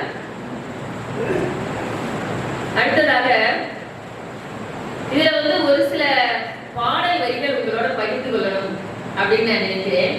என்னன்னு கேட்டா, கண்ணகியும் கோவலனும் முதலில் இன்புற்று வாழ்ந்த வாழ்க்கை எப்படின்னா, கிட்டத்தட்ட சங்ககால பாடல்கள் எல்லாம் சொல்லியிருப்பாங்க. தலைவனும் தலைவியும் எப்படி வாழ்ந்திருப்பார்கள் என்று. அது போன்ற ஒரு வாழ்க்கை. குறுந்தொகையில் 40ஆம் பாடலில் சொல்லியிருப்பார், யாயும் ஞாயும் யாராகியரோ எந்தையும் நுந்தையும் எவ்முறை கேளி, யானும் நீயும் எப்படி தண்ணீரோட கலந்து செம்மண் நிறத்துக்கு மாறிடும், அதை யாராலையும் பிரிக்க முடியுமா? அது மாதிரி அன்பாக வாழ்ந்து கொண்டிருக்கிறோம். ஆனா என்னோட அப்பா யாரு, உன்னோட அப்பா யாருன்னு திருமணத்திற்கு முன்னால நமக்கு தெரியாது. அவர்கள் இருவருக்கும் நடுவில் எந்த உறவு முறையும் கிடையாது. அவர்களாக பார்த்து நம்மை திருமணம் என்ற பந்தத்தில் இணைத்தார்கள். எங்கோ இருந்து வந்த நானும் நீயும் இன்று அன்புற்று வாழ்கின்றோம் என்று குறுந்தொகை பாடலில் சொன்னது போல்தான் கண்ணகியும் கோவலனும் வாழ்ந்து வந்தார்கள். அப்படிப்பட்ட காதலர்கள் வாழ்க்கையை பற்றியும், அடுத்ததாக மாதவியும் அதே போல் தானே வாழ்கிறாள். அவள் கணிவியல் குலத்தில் பிறந்தவளாயினும் ஆடல் கலையில் தேர்ந்தவள், இசைக்கலையில் இசை கருவிகளை வாசிப்பதையெல்லாம் தேர்ந்தவளாயினும் கோவலன் ஒருவனை மட்டுமே தான் மனதால் நினைத்தாள். அவன் ஒருவனோடு மட்டுமே தான் வாழ்ந்தாள். இப்படிப்பட்ட இரு காப்பிய தலைவிகளின் காதலை பற்றி இன்று காதலர் தினத்தில் நாம் பேசி இருக்கின்றோம். எனவே இன்று எனக்கு இந்த தலைப்பு கொடுத்தது மிகுந்த மகிழ்ச்சி.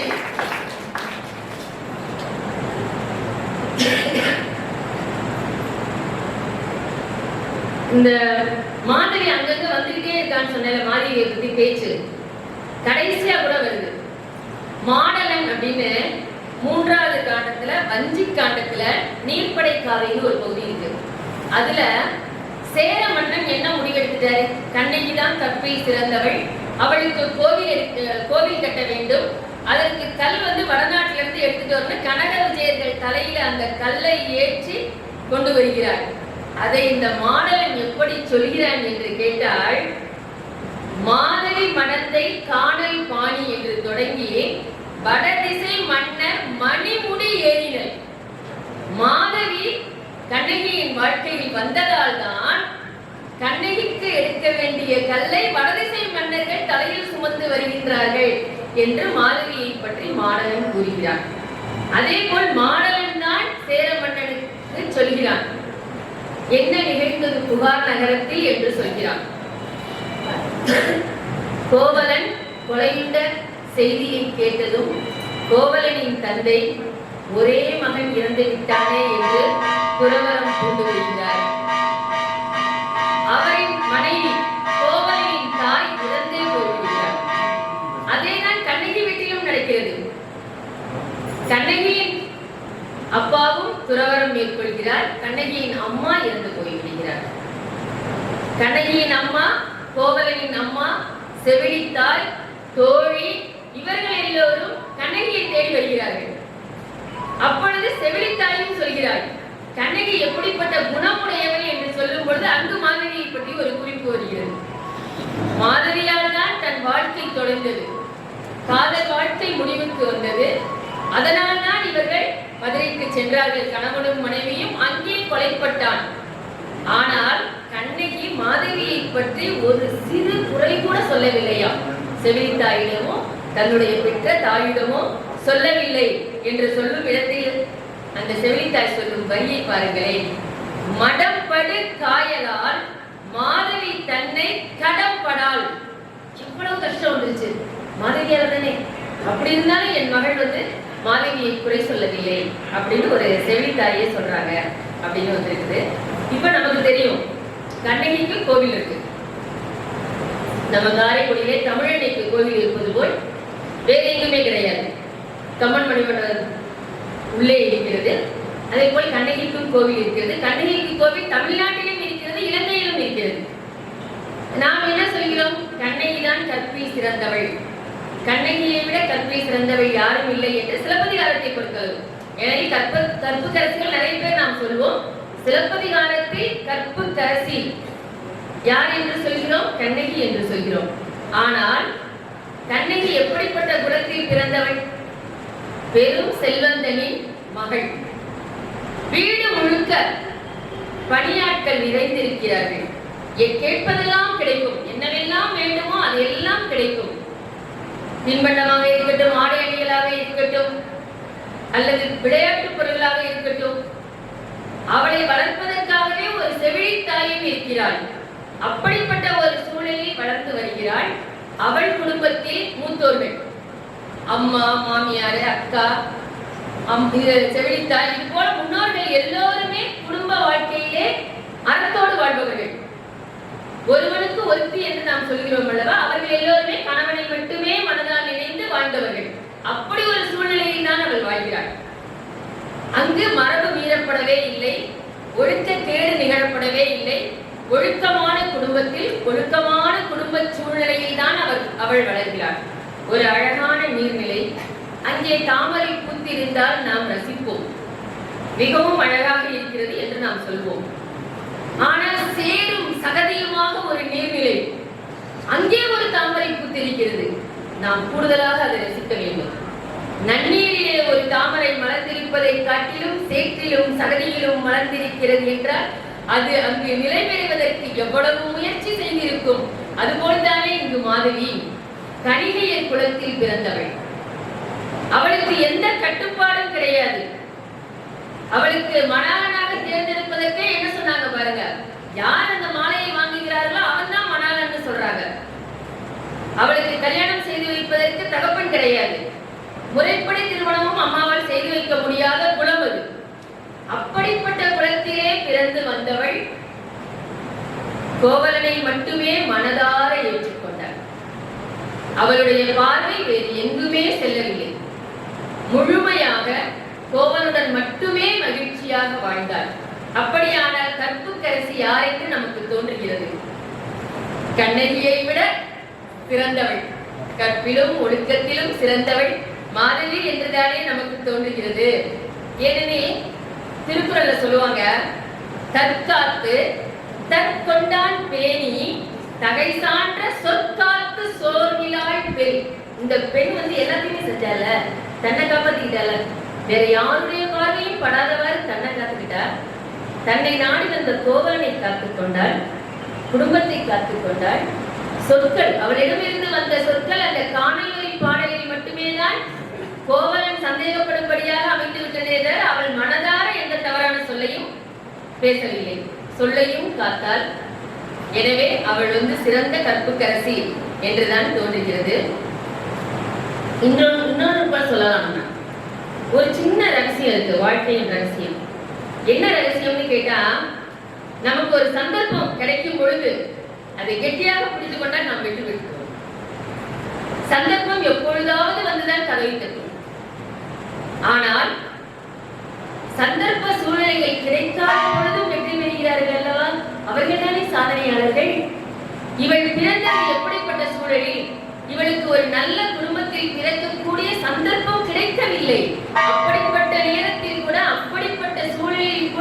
கற்புடன் வாழ்ந்திருக்கிறாள் என்பது அனைவரும் போற்றக்கூடிய ஒரு விஷயமாகத்தான் எனக்கு தெரிகிறது. கோவலன் கண்ணகியை விட்டு மாலையை விட்டு பிரிஞ்சு வந்துட்டான். அவ மனதார என்ன நினைச்சா, மாலை வராவிட்டா காலையில் வருவான்னு நினைச்சா ஒரு கடிதம் கொடுத்திருப்பான். வரவே மாட்டான் என்று தெரிந்து கொண்ட பிறகு ஒரு கடிதம் கொடுத்திருப்பான். அதுக்கப்புறம் ஏதாவது தொந்தரவு பண்ணாளா? எந்த தொந்தரவும் கிடையாது. இன்னைக்கு ஒரு அரசியல் தலைவரை கூட ஒரு பெண்மணி என்னோடு வாழ்ந்தார் என்று பகிரங்கமாக நேர்காணல்கள் எல்லாம் கொடுத்துட்டு இருக்காங்க. அப்ப பெண்களே ஆண்களை தொந்தரவு செய்யும் நிகழ்ச்சிகளையும் நாம் கண்கூடாக கண்டு கொண்டிருக்கிறோம். ஆனால் என்ன செய்தால் மாதேவி? வண்ணதாசன்கிற ஒரு புகழ்பெற்ற கவியை சொல்கிறார், என்ன செய்ய முடியும் உங்களால் ஒதுக்கி தள்ளுவீர்கள், என்ன செய்ய முடியும் என்னால் ஒதுங்கிக் கொள்வீர். வேணாம் போ, நீ நாடகம் நடிச்சுட்ட, நீ உண்மையான அன்போட இல்ல அப்படின்னு சொல்லி ஒதுக்கிட்டான். அப்ப இவ என்ன செஞ்சா, நான் ஒதுக்கிக்கிறேன், நான் உனக்கு எந்த கெடுதலும் செய்யல, உன் மனைவிக்கு எந்த கெடுதலும் செய்யல, நான் ஒதுங்கிக்கிறேன் அப்படின்னு சொல்லிட்டான். சரி, ஒதுங்கினால் இளம் பெண்கள் சமூகத்தில் நிம்மதியாக வாழ முடியுமா? எல்லா காலத்திலுமே அது இருந்திருக்குல்ல. நம்ம ஔவையாரோட கதை கூட கேட்டிருக்கோம்ல. அவர் என்ன செஞ்சாரு? ஔவையார் இளமையிலேயே முதுமை கோலம் திரும்பி வாங்கி கொண்டார் அப்படின்னு படிச்சிருக்கோம்ல நம்ம. அப்ப இவன் எப்படி வாழ முடியும்? அதுவும் கணிகையில் குலத்தில் பிறந்தவள் எப்படி தன்னந்தனியாக ஆண் துணை இல்லாமல் சமூகத்தில் ஒழுக்கமாக வாழ முடியும்? அதனால என்ன பண்ணிட்டாங்க? துறவரம் மேற்கொண்டார். பௌத்த சமயத்தை தழுவி துறவு மேற்கொண்டார். இப்போ கண்ணகியோட அப்பாவும் கோவலனுடைய அப்பாவும் துறவரம் மேற்கொண்டார் என்றால் அவர்கள் எல்லாம் வாழ்ந்தவர்கள். அவர்கள் வேதனை தாங்காமல் துறவு மேற்கொண்டார்கள், ஆண்கள். ஆனால் இவள் ஒரு பெண், இளமையோடு இருக்கிறாள். வேண்டாம், இனிமேல் நமக்கு மகிழ்ச்சியான வாழ்க்கை என்று துறவரம் மேற்கொள்கிறாள். இவளுக்கு ஒரு பெண் குழந்தை பிறக்கிறது. மணிமேகலை என்று பெயர் வைக்கிறார்கள். அந்த பெண் குழந்தையும் பின்னால் என்ன சொல்வார்கள்? கணிகையில் குலத்தில் பிறந்த பெண் தானே என்று தானே பெயர் வாங்கும். அதனால அந்த பெண் குழந்தைக்கும் ஆடல் பாடல்லாம் சொல்லி கொடுக்கலையா? அந்த பெண் குழந்தைக்கு தலைமுடியெல்லாம் வழிச்சிட்டார். வழிச்சிட்டு அந்த பௌத்த மடாலயத்துல அங்க உள்ள பிக்குனிட்ட புத்த பிட்சுகிட்ட ஒப்படைச்சிட்டா. புத்த பிக்குனி ஆக்குகிறாள் குழந்தையில்.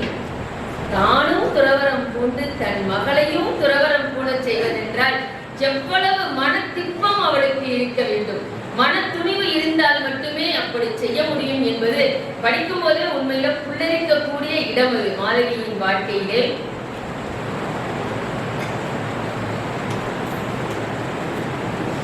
நான் கடைசியாக ஒன்றை மட்டும் சொல்லிவிட்டு முடித்துக் கொள்ளலாம் என்று நினைக்கிறேன். எனக்கு மாதவியை பிடித்ததற்கு இன்னொரு காரணம் என்று கேட்டா, நம்ம பாரதியார் பாடல்கள் நிறைய படிப்போம்.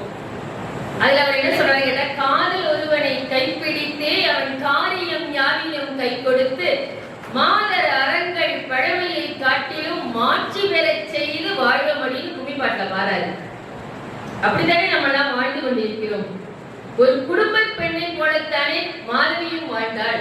அறங்களைத்தான் கடைபிடித்தாள். அவள் காதலோடு கைப்பிடித்தவனை அவள் கடைசி வரை விடவில்லை, கைவிடவே இல்லை. அதனால் அற வாழ்க்கையை வாழ்ந்தவள் மாதவி என்றுதான் நான் சொல்கின்றேன். ஒரு விஷயத்தை நம்ம செய்யணும் அப்படின்னு நினைச்சோம்னா நம்ம என்ன செய்வோம்னா, நமக்கு பிடித்ததாக இருந்தா ரொம்ப ஆர்வமா ஈடுபாட்டோட செய்வோம். நமக்கு கொஞ்சம் அது செய்யணுமா அப்படின்னு தோணுச்சுன்னா அந்த ஈடுபாடு வந்துடும்ல. ஆனா இங்க ஜக்கி வாசுதேவ் என்ன சொல்றாருன்னு கேட்டா, if you do what you like with 100% involvement, what you don't like you must do with 200% involvement. இப்படித்தான் வாழ்ந்திருக்கிறாள் மாதவி. தனக்கு பிடித்ததை 100% ஈடுபாட்டோடு செய்திருக்கிறாள், கோவலனோடு வாழ்ந்திருக்கிறாள். எங்காவது தான் துறவரம் மேற்கொள்வதும் குழந்தைக்கு துறவரம் மேற்கொள்ள வைப்பதும் யாருக்காவது பிடிக்குமா? அப்பொழுது அது மனதில் பிடிக்காததை கூட அவள் எப்படி செய்திருக்கிறாள்? 200% ஈடுபாட்டோடு செய்திருந்துதான் நமது மனதிலே அவள் காப்பிய தலைவியாகவே நிற்கிறாள் என்று தோன்றுகிறது. நமது காரைக்குடியிலே ஒரு கவிஞர் இருக்கிறார், அழகப்பா பல்கலைக்கழகத்தில் பணிபுரிந்து கொண்டிருக்கிறார். அவர் மாதவியை பற்றி எழுதியிருக்கிறார். ஏனெனில் பெரும்பாலும் நான் சொற்பொழிவு நிகழ்த்தும் பொழுது சமகால கவிஞர், சமகால கட்டுரையாளர் யாராவது ஒரு வரியாக சொல்லிவிடுவேன். ஏனெனில் தொடர் வாசிப்பில் நாம் இருக்க வேண்டும் என்னும் ஒரு கொள்கையும் எனக்கு உண்டு. அவர் யார் என்றால் புகார் நகரத்து புனிதவதி, கணிகையர் குலத்து காணிக்கை, திருக்கடையூர் சண்மதி குலத்தில் பூத்த செந்தாமரை. பிறந்தது திருக்கடையூர்ங்கிற ஊரு, சண்மதிங்கிற குலத்தில் பிறந்தவள் அப்படிங்கிறதுனால அவர் அப்படி சொல்லியிருக்கிறாரு. என்னால் முடிந்த அளவு ஒரு நெடுங்கவிதையை கைக்கூவை போல் சுருக்கி கொடுப்பது போல் உங்களுக்கு இந்த காப்பியத்தில் வரும் மாணவியை பற்றி நான் சொல்லி இருக்கிறேன். சொல்லாதது இன்னும் நிறையதான் இருக்கிறது. ஏனெனில் பாடல் வரிகளும் நிறைய இருக்கிறது.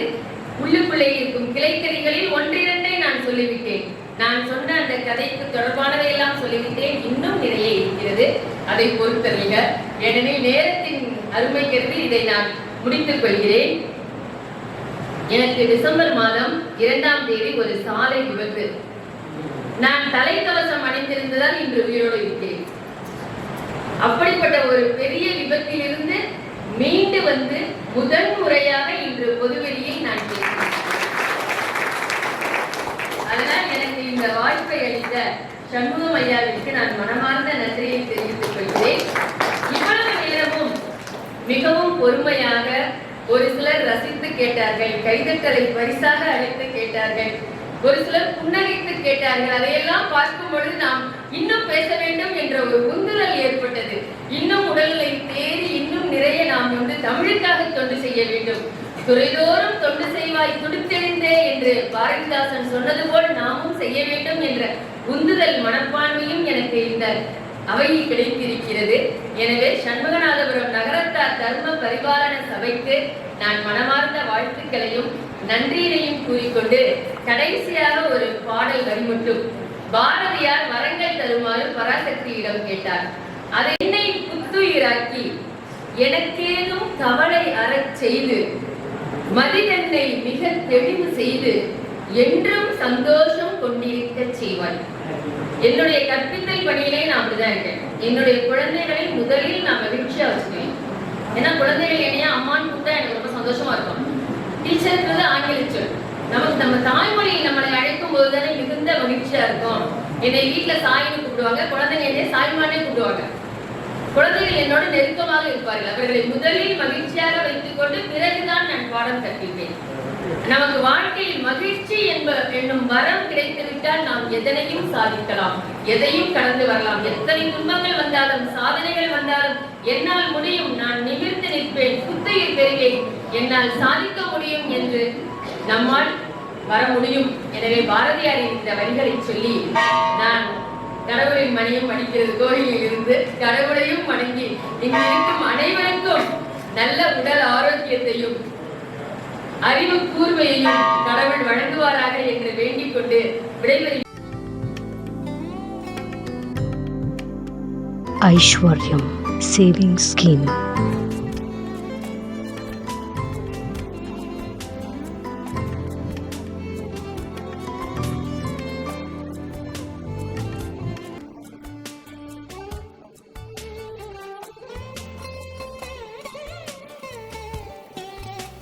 Meenu Subbaya Diamonds.